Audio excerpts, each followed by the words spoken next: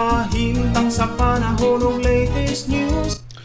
Diyaron sa tuloy niya ang Pag-asa Mactan, pinagi ni Sir Manny Jan Agbay. Sir Manny, mayong adlawng Domingo.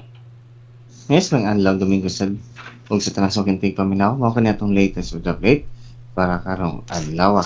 Ang southwest monsoon ug ning habagat ang mao ko rin nakaapekto sa dakong bahin sa atong nasod. Ug nakita monitor nga bagyo na naa gawas sa par o ganihang alas 3 sa kadlawon. Ang bagyong Sinari na kay naa sa 2,165 km east-northeast sa extreme northern Luzon. Kini Sinari nagdala sa kusgon sa hangin nga maabot og 65 km per hour dol sang sentro ug mga pag-uros nga maabot og 80 km per hour.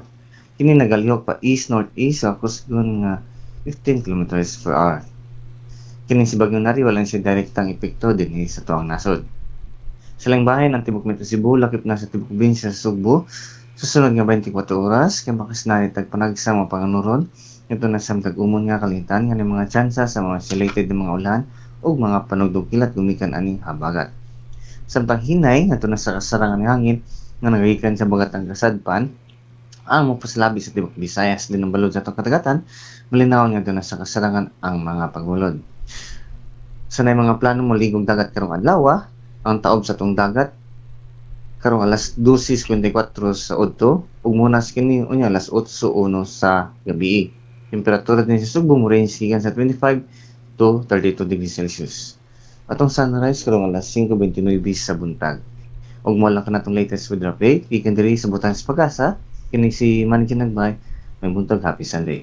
Salamat kayo Sir Manny, may buntag sa Pag-asa Mactan. Okay sir, good morning.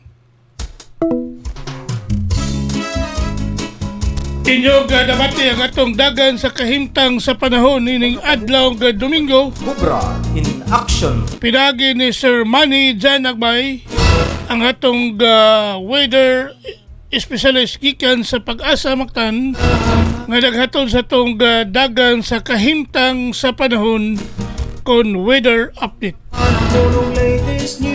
Salamat kayo ni Sir Manny Jan Agbay.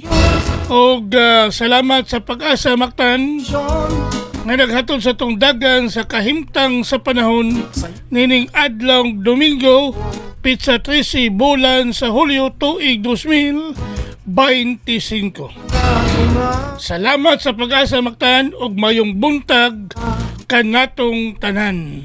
Og magamputa, miskong balita ning atong dakbayan, mahibalo gayud ang katawhan, balita sa trapiko inyong masayran.